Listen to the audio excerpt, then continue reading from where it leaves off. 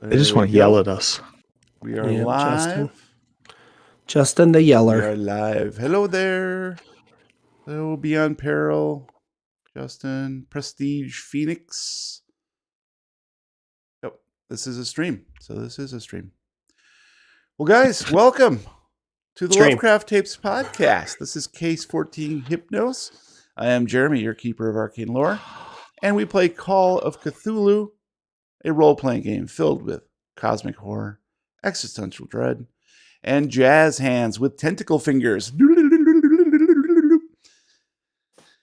Your investigators of the unknown are Gabe as Roy. Hi. I forgot that we do intros for the Q&A. Matt as Rocky. I forgot that Gabe forgot that we do intros for the Q&A. And Brian as Pippa. What's a Q&A? Exactly. I don't even know if I should have used those investigator names. I don't know. Jazz hands. But we're going to get to that here in a That's minute. kind of why I wasn't prepared for it. I think that's wrong. It's fine. Well, welcome, players. Tonight we will be answering questions regarding the podcast and our recently completed scenario. Spoiler alert to everybody, and I mean this in a big way. We will discuss all of the nitty-gritty details of this adventure. So if you haven't listened yet, you may want to go back and start at Case 14, Tape 1 Prologue before listening to the rest of this episode. You have been warned. Please. We're not talking about this case at all. You don't need to put a spoiler warning. We're going to be talking about everything except this case. Except this case, yes. So listeners, if you would like to send us a letter from beyond at any point, anytime, if you ever have a question about the podcast, please do so on our website at lovecrafttapes.com. And also a gentle reminder that if you would like to chat with us in real time, join our Discord server at discord.lovecrafttapes.com today. And Brian will make a fresh baked apple pie with extra cinnamon and hand churned vanilla ice cream on top. I'll churn something on top. Hand churned. All right. Well, this show is brought to you in part by our generous fans and supporters on patreon.com/lovecrafttapes. And we're going to go ahead and thank those folks right now because it's been a little while. All of them? All of them. They all got to go. Every single one of them. I get to say whatever I want because he's not editing this. Exactly. Well, I am editing. I'm just not separating the tracks. Unless I talk all over you. Yeah, please don't. All right, here we go. Thank you to Jordy Rose, Barry Robeson, Atulia, James Mayo, Brownie Davis, Elizabeth Grieve, Chris Parker, Kyle Sherman, Huge Pie, John Scarcella, Jefferson Bell, Amanda Power, The Frilled Shark, Eric Zane, Olda Polkert, Mitchell, Frank Delventhal, Little Rowan Plays, Eric Phillips, Snow, Malambra 57, Ripley Iwin, Discordiant, Daniel Caprone, Dom Driver, John May, Wouter Vermeyen, Phil Dickinson, Andrew Petty, Robert Jameson, Scroll, Boston Harbor Horror, Flix Capacitator, Liz Moonberry, Stephen Gregory, Yogg, Horst Draper, Sheldon Warner, Chainsaw Unicorn, Captain Vashton, Peter VDB, cheers, Prophet of Woe, Davinia Von Zarevich, James Brown, David Winterman, Shane Stoley, Ruined Ashes, Ineptus Astartes, Matthew, not that one, A.E. Jonesy, Marty Dixon, Kevin C., Casper Ryback, Phoenix Black, J.R., Oddity, Rolling Boxcars, Brindle Stubbs, Ba Tran, hey Ba, Jay Clark, Jeffrey Young, Bifford, Holden Omans, Phil Campbell, Nicholas Hutto, Justin Levesque, John Konopasek, Mick Cope, Kevin G., Robert Lamb, Jehovah's Thickness, Some Dude, Tomas, Luke Corbin, Benjamin King, Kie, Certain Wizard of Isinglass, Steve L., Matt's sister, literally, I Got Walls and a Roof, Ryan Hill, and Smegmus Grundlegunge. Thanks, guys. Appreciate all of the support you've given us, particularly all your sweet, sweet Witcher coins. Quick question. When did Scroll sign up? Scroll has been a supporter for a long time. You can tell by the carpal tunnel I have. Ever since he needed more than one page to read off the names. Yes, exactly. Yeah. That's a great problem to have. Thank you very much, everybody. Yeah, appreciate that, guys. Well, now, dear investigators, we recap Case 14, Hypnos. Previously on the Lovecraft Tapes. After Roy Arroyo emerges from the New York City subway tunnels in a not quite dead yet comatose state, Rocky and Pippa spend a year in Arkham, researching a way to retrieve him from his unnatural slumber. With the help of Professor Wingate Peasley, Danny, and Maria, the team manages to harness the supernatural power of the curious gemstone Rocky brought back from the Library City to send them into Roy's unconscious mind. What they didn't know was the dreamscape rubs up dangerously close to the dreamlands, one bleeding into the other and attracting the attention of nearby elder things who are eager to collect a long overdue debt. All right, let's A some cues, and FYI, we will also be monitoring live chat for any last-minute questions, so feel free to lob us some zingers there, and we'll do our best to address them on the fly. I haven't had zingers in forever. Zingers, aren't they the best? Yeah. Dolly Madison, right? All right, we're going to get this thing going right off the bat with a question for me from Ineptus to Stardust. Just out of curiosity, what would have been the result complication in case 12 if Rocky had called Greta about Roy being seen in town? Oh, my. So my original intent was to have some sort of confrontation or rekindling of something between Roy and Greta. And it just never panned out that way. Obviously, Rocky didn't take the initiative to inform him or inform Greta. So it just never came about. But I thought that would be kind of funny if we could revisit her. And, we knew that she'd already moved out of town and was selling the house and all that stuff. But that did sort of change because I thought there might be an opportunity there for Roy in case 12 to re-enter the family situation and see how that played out after being gone for so long. So it just did not work. All right. Chris Parker has one for me as well. The investigators' jaunts through the Dreamlands included a ton of opportunities to revisit familiar encounters and environments in new and surprising ways. Were the players' choices and reactions about what you expected? Not really, no. I kind of had this situated where they would go through each of these, in each of these dreamscapes, and in each one I originally patterned after a house. That was part of the reason why I used house in the title of some of the songs. So I was really trying to, each time it was going to be into a different house. But then we kind of got a little sidetracked and I started using wholesale plots from previous things. And then I got latched onto the idea that it'd be great to have these guys interact and then play some of those previous characters. I didn't get the idea to have them change into the other characters on the fly until almost right before that first one occurred. So because we record every week, it allows me time to like modify the plans that I have, and hopefully that all panned out for everybody. So it was fun. Brian, do you have a question for somebody? No, I don't believe in him. Cool. No, but we do have a live chat question from Frilled Shark for Gabe. Okay. He wants to know how many of the Arroyo boys are playing on the Red Sox, given that it's the future. Well, Red Sox proper, not any, but if you go through their minor league systems, we got quite a few of our boys in there, 6 or 7 of them. And given that it's the future, I will admit that there's like 498 Arroyo boys, but it's okay. We're getting those numbers up, and they're going to make the big leagues eventually. And all their socks are red. No. Except for one person who has pink socks because they accidentally washed them with the white ones. No. All right, Brad, go ahead. What are Matthew? Oh, me? No. Gabe. No. Oh. Matt, when facing an elder god, do you just throw all caution to the wind and wing it? Or do you plan it out in your head quickly? I like to try and plan things out as best as possible. Oh. Sorry, can we take that from the top? I was in the wrong page of the script. It's all right.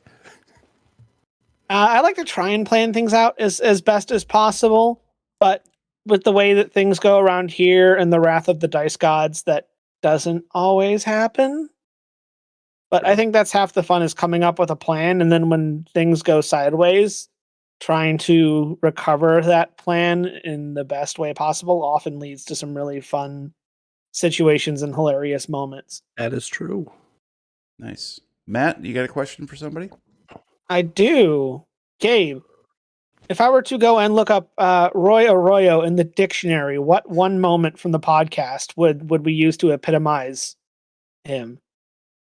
It's such an easy answer. It's the phone Yes. shooting the phone out of his hand. It's probably my best role that didn't affect the story in a very big way ever. It's really just says everything that you need to know about Roy right there. The way that he goes about solving problems and the way that he goes about his day-to-day existence.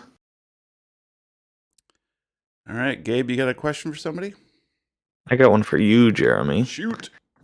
In the finale, Mm-hmm. had Roy let Bugshosh go and keep going, would he have lived, or would he have found a demise in another way? He would have lived. Does that mean that James chose Matt to be the one to die? That's correct. Ha! Yeah, James had very specific instructions, and this opens up a great. And if you guys haven't seen listened to the last thing, you definitely want to. We gave a spoiler warning. Yep. Yeah. So James had the instruction to basically kill each of the NPCs, right? Peasley, Maria, and Danny, in order to demonstrate to you guys that there was probably very little hope of standing up to this particular creature. So he did choose, and he chose it right there on the fly as we played.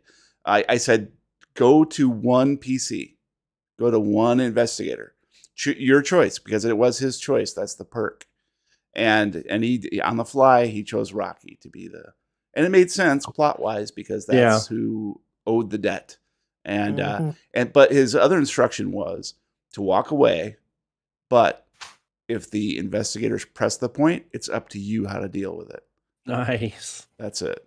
So, that's that. Gabe's like, oh. Yeah. Oh, shit. It's what Roy would have done. Yeah, Come on. Absolutely. He Honestly. wouldn't let his brother suffer. I Well, think it worked out pretty well. I mean, he would. Yeah.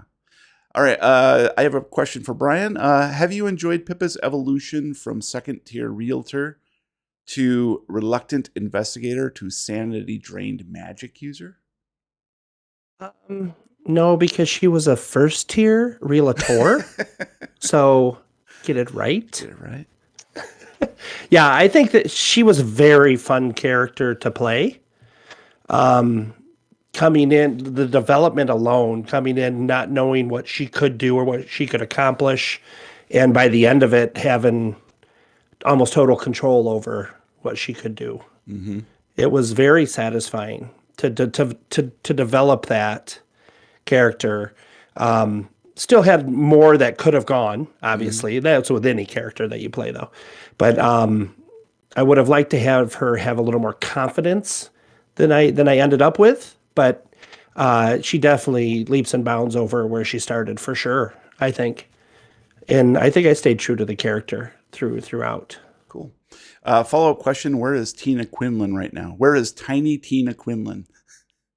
I believe she was in my room in Blaine Manor when it all went down. So interesting. Okay. I tell you, she did. She did. Blaine Manor's gone. She did. She's before probably Rocky gone. killed her in cold blood. Tina Quinlan. All right. Atulia and Chris Parker both had the same questions. So, and this is to everybody. Which case revisit jaunt was each person's favorite? Let's all answer at the same time.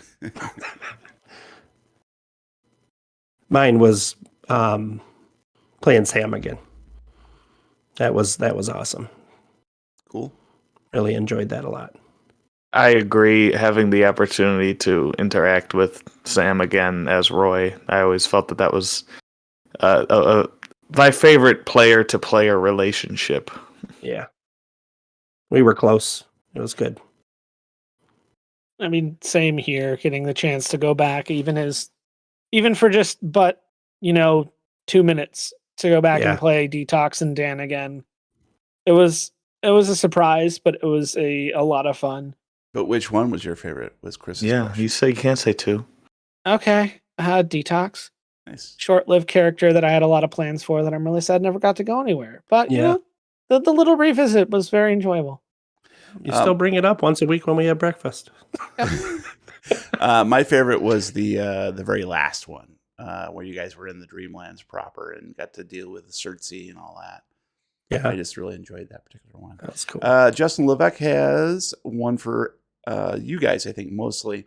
How much does performing live affect your gameplay? I guess that's for all of us. And or decision making versus playing offline with other friends groups. So, us broadcasting live, how does this affect your gameplay or decision making? It doesn't affect mine at all. I mean, once we start playing, I don't even pay attention. I use the camera to see your reactions, to see that's what I feed off of. So the decisions I make, I get the reactions from you guys, and then that determines where I'm going to go next. It's nice having that, because a lot of times if you play in person, you're like behind your sheet, or you're not paying attention to each other. You're trying to look at the play space, and this really changes it up because there's not really much in front of you other than the fellow players and the keeper. So it's pretty cool to do it this way. Mm-hmm. For me, it doesn't affect my decision making at all.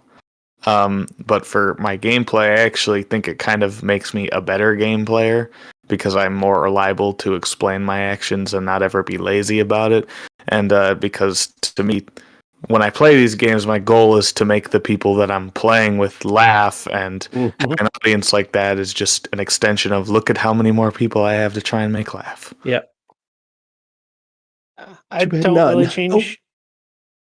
I don't really change my decision making process, but gameplay wise, being live in front of what is going to be a large group of people makes me a lot more cognizant of my need to. I like to make sure that I'm not getting too far. But you like to take small tangents here and there.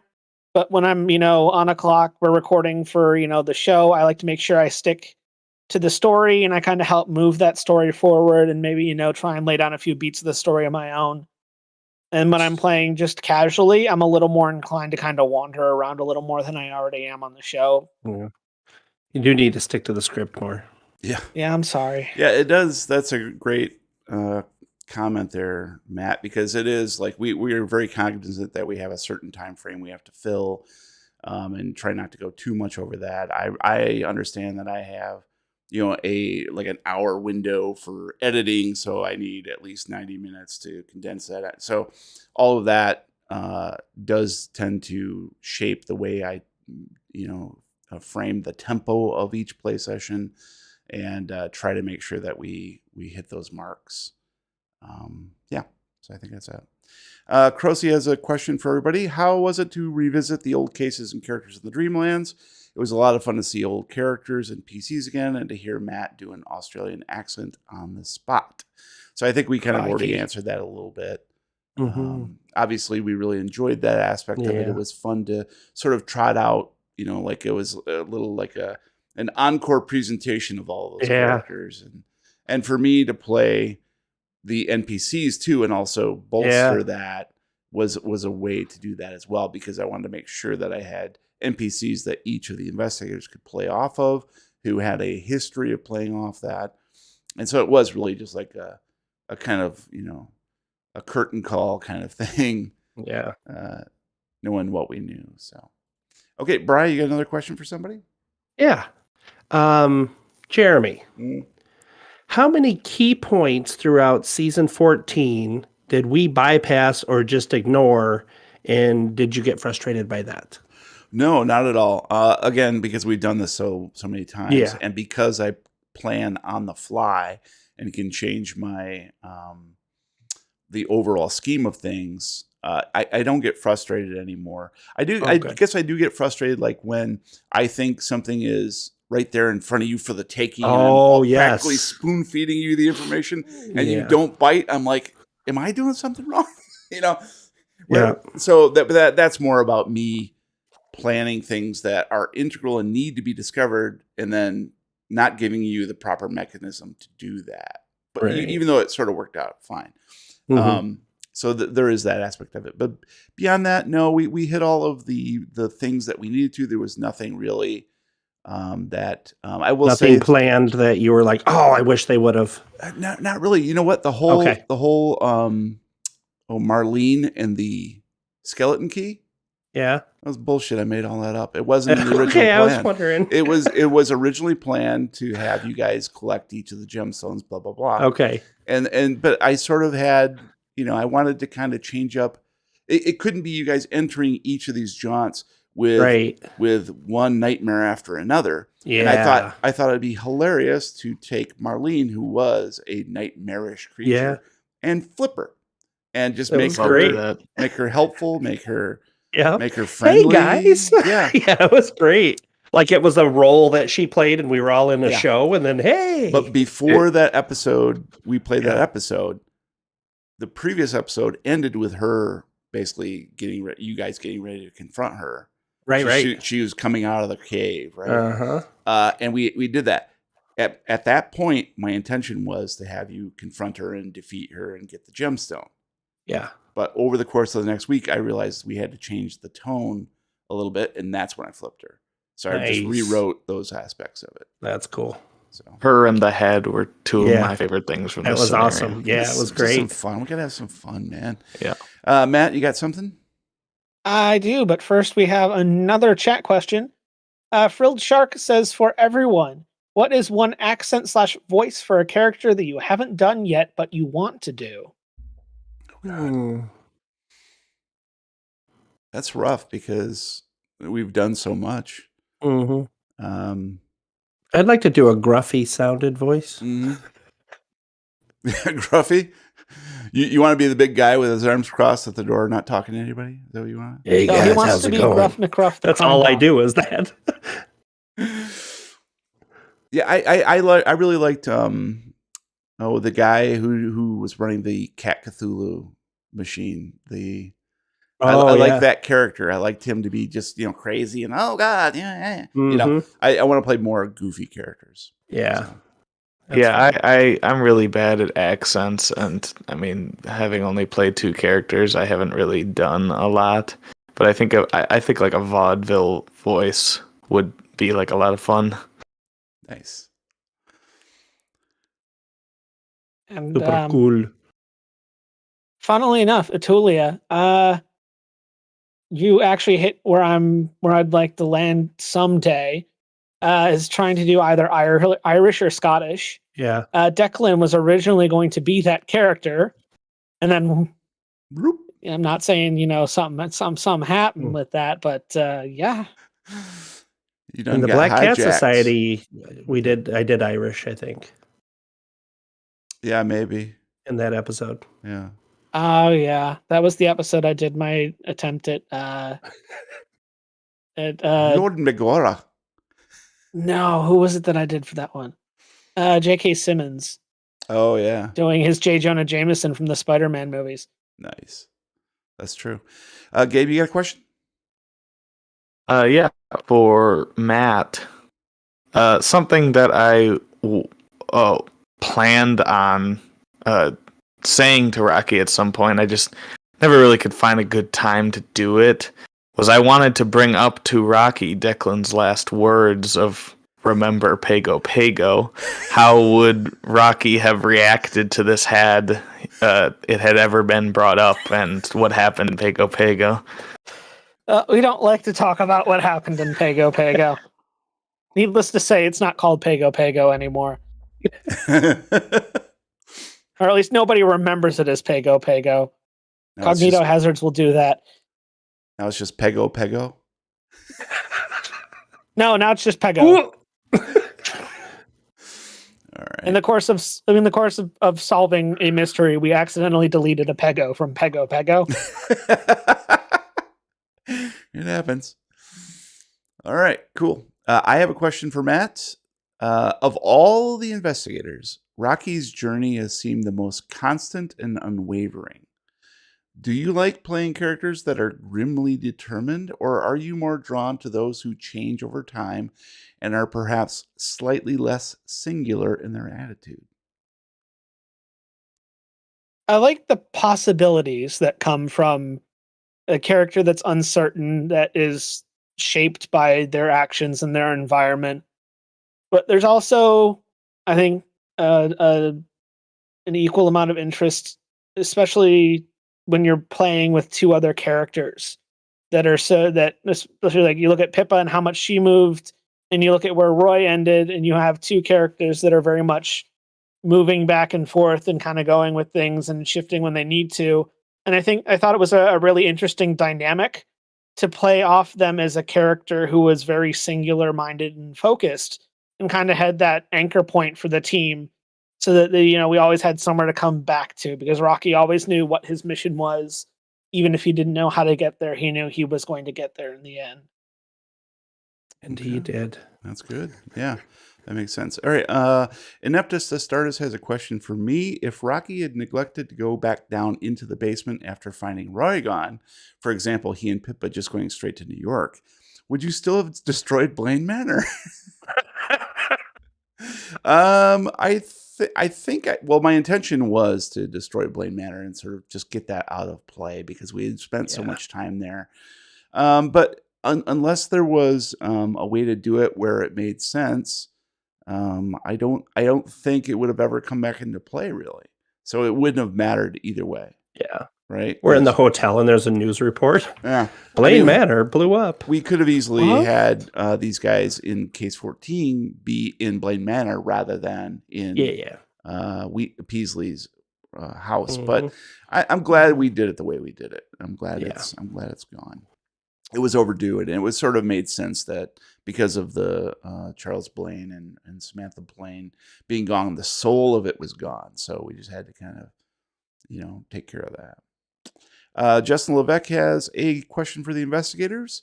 How fun and or scary is it to have the moments where the only way out is through, and you find yourself having to make decisions that will cause yourself and or the group mortal danger or worse?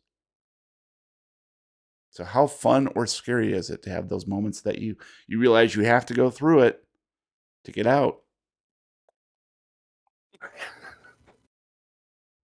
I think those are the best moments when you're forced to kind of crystallize your thought into action, and you're like, well, this is what I'm going to do. And, results be damned, whatever happens, I think are my favorite points, because it's you release your pitch and you see where the ball goes, and wherever it ends up is where it ends up. And the fallout and dealing with the consequences always make for such interesting story moments, especially when things go wrong. As much as I love, rolling hard successes, I think it's almost more entertaining when we fumble, because that process of, rerouting and recovering is just inherently story-wise a lot more interesting. Yeah, I think that everything would be very boring if it all went as according to plan, and our characters would never develop. Right? It's true. Brian, Scooby-Doo. I agree 100%. It'd just be, if everything went smoothly, it'd be like Scooby-Doo. Just pull off the mask. Here's the killer. Next. Old Man Jenkins. Yeah, every time. He would have gotten away with it if it wasn't for Matt and that dog. Oh, sorry. All right, Chris Parker has a question for everybody. What were the challenges or advantages involved in revisiting these situations that felt familiar a second time through? I think everyone's perspective here are valuable. Jeremy writing to tie things together coherently, Brian RPing as a new investigator, Gabe with the longest living investigator, and Matt's deep and diverse investigators. So many investigators. So what were the challenges or advantages involved in revisiting those situations? And so for me, I think I've already said it. The advantage for me as writing it was to sort of tie up things, and try to stitch together an emotional touchstone that would come into play at the very end, right? Because without that trip down memory lane with all those characters, the ending of this has less emotional impact in my eyes. But now I feel like we've encompassed almost everything and tried to wrap things up and popped it in there. From a writing perspective. I think playing a fresh character, a new start, it's just like, for me personally, it's I don't know where they're going to end up or where they're going, you know what I'm saying? So it's fun to play something that you haven't played before, just to get that fresh excitement at the beginning of a playthrough. So yeah, and I think more to Chris's question, because your character doesn't have a whole lot of history, right? The revisiting those old characters or familiar places, you hadn't been there, and your character even said as such, I've never been here. So for you, it must have been disorienting, I would think. And so you as a player probably had to be, your challenge was to try to make sense of that, right? Yeah. For the other guys, they had an advantage, right? Rocky even said, like, "Oh, I've been here before." Or Roy has said it a couple times too. He's like, it's down this way. They kind of thought they knew where the answer to these things were. But that was also a challenge, wasn't it? Because I remember Rocky thinking that to head straight to the basement in the haunted mansion thing to try to find the dark heart, but it ended up being up in the attic. Yep.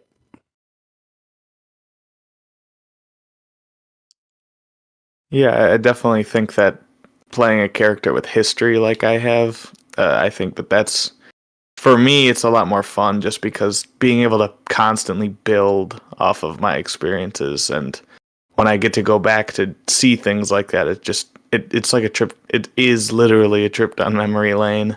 And I think just, especially the dynamic of being able to bring people, like you said, who haven't been there and have to try and explain things to them is a fun challenge. Yeah, I mean, it's always fun, especially the journey from going from new to old, being able to take what is essentially a bunch of numbers and letters on a sheet and build it out into a three-dimensional, fully fleshed out living being is always the most exciting part of the journey. Being able to build in those little flaws and character ticks that you can only really find when you're actually inhabiting that character and when you're running them through their paces. And it's always really exciting to see who that character really is at the end versus who you had, imagined in your brain when you were, giving them a name and putting points into stats. All right. And I see Atulia's got a question there, but we're going to bump that to the end. Okay. Yeah. Frilled Shark had one for you, Jeremy. That bleeds in. Frilled Shark wants to know, did you expect the players to do the Russian doll strategy at the end? I hoped they would. It was completely up to them how they wanted to do the three things. But I was most attracted, and it made more thematic sense to go that route. So I was glad that they settled upon that. Well, naturally, if you hoped that we would, you must have thought we wouldn't, because we never did what you want. One of those, just one of those things where I was like, oh shit. But no, it made sense because I fully expected. I knew Rocky's predilection for being a martyr, so I thought perhaps he might, try to lure out, and it kind of was up to him how to go. These guys convinced him to do the other thing, but I kind of think maybe he would have dove into the well, and that would have been the end of that. So, so I think that's that. Crozy has a question for me. Were there any things that you wanted to include that got cut for time? I don't think so. Like I said, I did change things as we went. And to be honest, I think we're at 10 or 11 episodes per case now. And at a certain point, you can only do so many repetitive things. How many houses are we going to have these guys visit each episode, or each tape? So in this case, no, I felt it went about as long as it should have, and I was happy that we stitched it up where we did. So, Brian, you got your last question? I do. Oh, my phone went to sleep. Night. For Gabe, is there any time at all since you've been playing with us that you still think about and regret the choice that you made? Ooh, the decision that you made. Not necessarily a choice, but It's a good one. I don't think there is, though. I mean, some of the unnatural, cruel moments that I've had, I think those are the ones that I'm tempted to point out. But I ultimately think that they play into what I wanted him to be. yeah. So I think I played Roy truthfully as I desired him to be as a character. So I think it would be inconsistent of me to say that I'm unhappy with actions, and even if there are actions that frankly kind of made me as a person sick to be doing, it felt right in the moment. And everything, I think his arc went pretty much perfectly. I think the way that he ended up dying is a perfect way for him to go. I thought that all of his moments of empathy, fleeting as they were placed well. So no, I don't think. I think if I were to do it again, I'd do it like that. I'm very happy with his arc overall. Nice. Good answer. Good answer. Matt, you got a final question for us? I do, for you, Jeremy. Mm-hmm. If Rocky had gone through with throwing himself down the well, how would that have changed the endgame scenario with Bugshash's return to murder everyone? Yeah, well, so when you guys were presented with that scenario and the option, how are you going to deal with Bugshash in the Dreamlands in Ulthar, I had no concept that there would be a tape 13. It occurred to me after the fact. I was like, oh, wait, if I can get James to do this, and I could wrangle everybody for a final post epilogue. That to me, that was the best moment of this entire case, was when we were able to wrangle everybody. I was able to get James to record the epilogue, to interrupt the epilogue. So we went full meta, right? Yep. So Bugshash is intruding upon me, the keeper, recording the epilogue. That was a hilarious fun for me. I don't know if anyone else got it, but I loved it. And then for that to be the foundation for you guys' final confrontation with him, that was great fun for me. So So, but if Rocky had dove down the well, we probably would have bumped James's perk to case 15, right? Or I didn't want to be flippant about it, because he paid and he was our first Dreamland supporter. So I wanted to make sure he got his money's worth, and not only to point to who is going to get killed, and I could kill them sort of off screen in the epilogue or something. Just me narrating their death would have been boring. Yeah. So I wanted him to be the instrument of the killing. So. That's I thought that was perfect. I think really if cool. But it would have been nice and poetic if we would have built up some sort of big finale of Rocky heading to the well, and you guys figuring out a way to oversee this thing, and then that's what happens. Rocky is falling forever with Bugshash chasing him but never quite reaching him. That would be cool. As far as we know. Yeah, maybe as far as we know. 200 years in the future, something happened. Yeah. But, that's so I hope that answers your question. Gabe, do you get a final question? Yes, for Brian. No. Hold on. Sorry, that burger sub. Uh-oh. So for Brian, how will the rest of Pippa's life be affected after having interacted with Roy and Rocky and seen all of these things? Do you think she'll just go back to being a realtor and try and live through it, or? I have been thinking about this for 2 weeks. She doesn't remember the majority of you, of Rocky, of the events. She just knows there was something tragic in her life, and she's just working on macrame right now, just trying to put her pieces together. Mm-hmm. She's a nerd. She's a nerd. A little bit of Swiss cheese in the brain right now. Crazy nerd. Yeah. Mm-hmm. All right, I have a question for Gabe. Roy seemed pretty eager to remain in the Dreamlands after the celebratory defeat of Bugshosh and Ulthar. If that had happened, what do you imagine Roy's life would have been like, and what would he have done for the rest of his years in Ulthar or in the Dreamlands?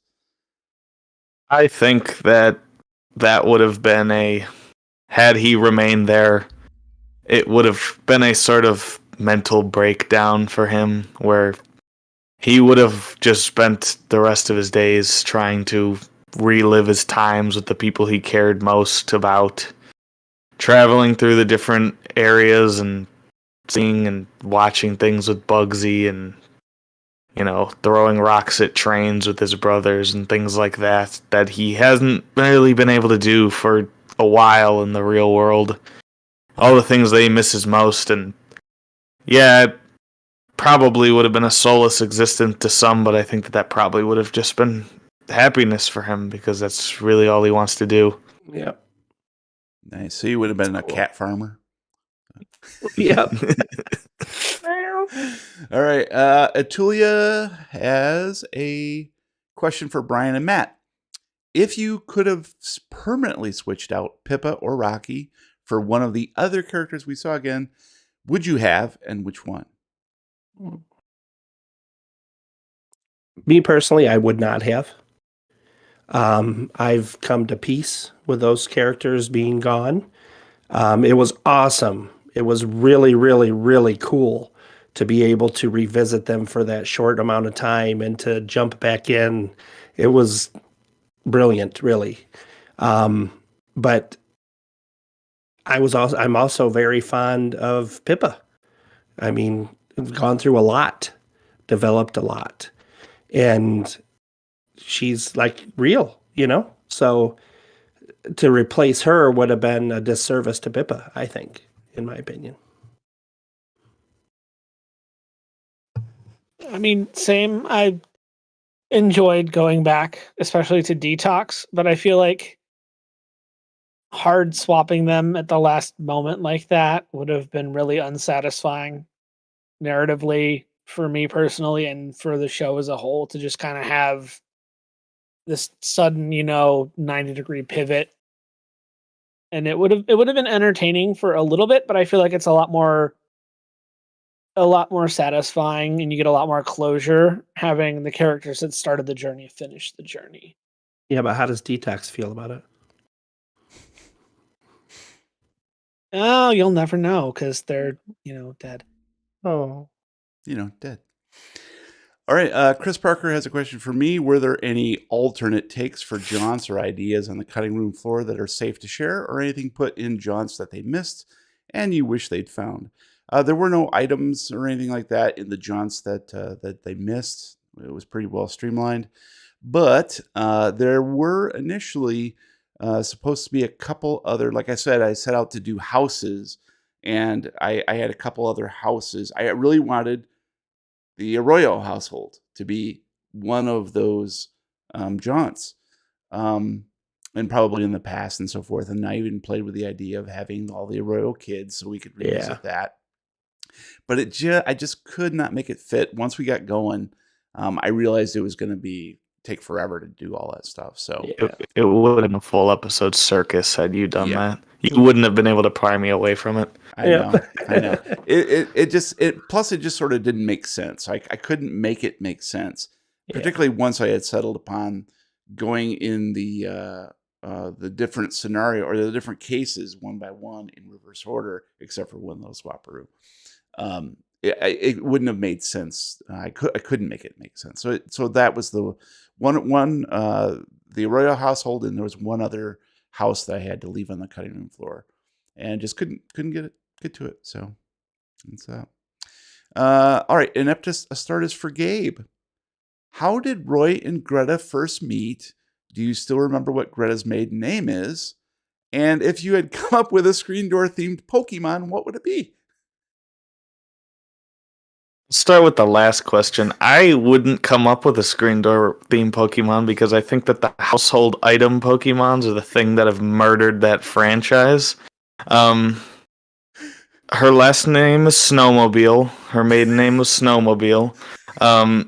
And we met like every other Arroyo couple met in high school. She thought that I was a gross, icky boy, and I just kept throwing snowballs at her until she learned to like me. That's generally how it goes. So, it's a true love story. Absolutely. That's all there is to it. Perfect. It's a tale of persistence. So Wore her romantic. down. Yeah. And snowballs. And snowballs. And our next to final question tonight comes from Crocy. Hi, Crow. So, tape 13 was just another dream sequence, right? Right? No, I'm afraid not. Afraid not, Crow. That is the end of Roy and Pippa and Rocky. And indeed, this whole concept to lead into Atulia's question in the chat, which was, do you have thoughts for new characters? Will they somehow be tied to the story thus far? Maybe NPCs we've already seen or brand new? The answer to that question is brand new. And the reason for that is, well, not even the reason, because we had planned it even prior to that. Yeah. But anyways, yeah. So we're going to set aside all of the previous stuff, and we're going back in time. I tried to give you as many clues as I possibly could, not the investigators, but the listeners. Each of the tapes in case 14 were song titles, or not song titles, but lyrics. And many of those lyrics were from songs in the 70s, 80s. And that's kind of where we're headed. So I gave you a little bit of a hint with I believe one of the roll for whatever I did, the K-Billy's Sounds of the 70s. Yeah. That was a little hint that we were heading in that direction. So we will be heading to the year 1974. And we will begin with only 2 investigators because we are losing a player. And it is with mixed emotions we say goodbye to Gabe, who is moving on to bigger and better things. And yeah.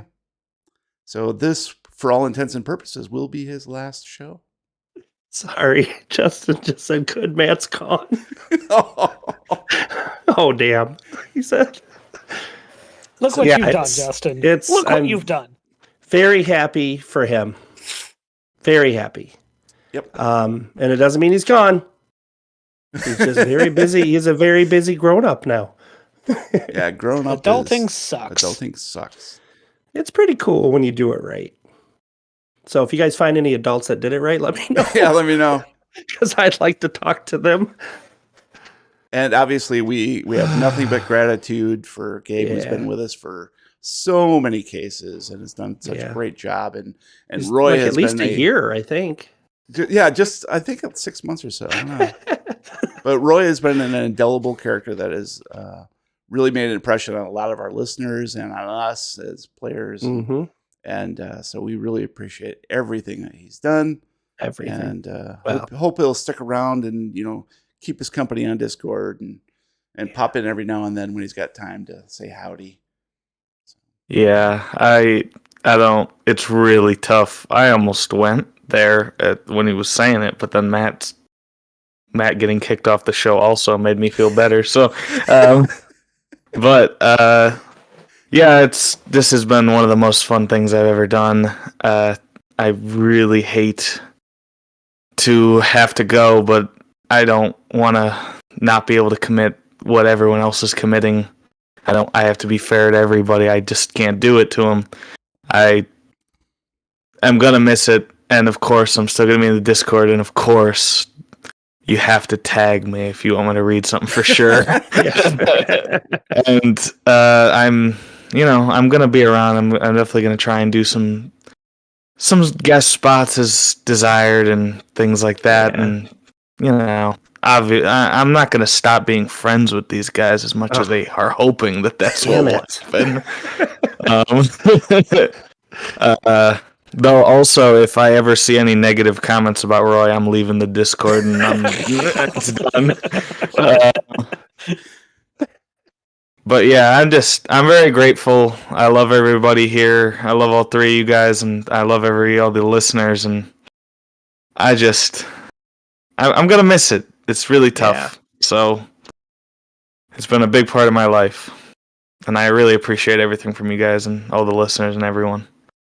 You forgot to say it's not you, it's me. Oh, it's you. It's not me, it's you. I think the biggest blow here is it's the loss of the Matt and Gabe show. Yeah. I know our billions of fans worldwide are going to be deeply upset. So the real truth's coming out. You're both leaving, and you're starting the Matt and Gabe show, or the Gabe and Matt show. I was going to announce on Discord later that every Wednesday we will be recording Matt and Gabe show. At 9 p.m. Nice. Well, obviously we love you, Matt, or Gabe. Oh man, is that a Freudian slip? That was close. But yeah, we wish you all the best, and obviously we'll be here for you if you need anything, and that's it. So. Yeah. I'm gonna make a statement in Discord sometime soon for the people who might not see this. So cool. Awesome. All right, guys. Well, I think that's going to be it for this episode of the Lovecraft Tapes. Thank you for listening. Please subscribe on whatever podcast platform you prefer. If you like what you hear, please leave us a review. Meanwhile, you can find us at lovecrafttapes.com with links to all our socials, including Discord, Reddit, YouTube, Twitch, Mastodon, and much, much more. Fuck you, Twitter. You can find me on Mastodon at Lovecraft Tapes. And if anybody wants to offer character ideas or any kind of thoughts on the process, I'm always bubbling and brewing new things in my brain. You can find me on Mastodon at The Real Weird Kid. if anybody wants to spend money now that I'm losing this massive source of income, you can find me at Lovecraft Gabe. And anybody wants to hold me to this, I'll give you my share of this huge fortune that we have. Reach out to me at Cup and String at Brian's Cup and String. Cup and a string. Because I'm done with social media. Right. I mean, it's better than Brian's Cup and Balls. That's That's what that.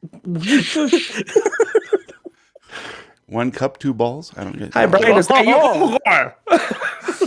All right. Until next time, roll for freeze frame high five. All right. Nice. Unscripted, baby. Unscripted. Yeah. Brian's still frozen. I can't go, guys. All right. Thanks everybody in the chat. Appreciate all of the participation and all the questions on the fly. So we'll see you guys Absolutely. very, very soon. Love you, Gabe.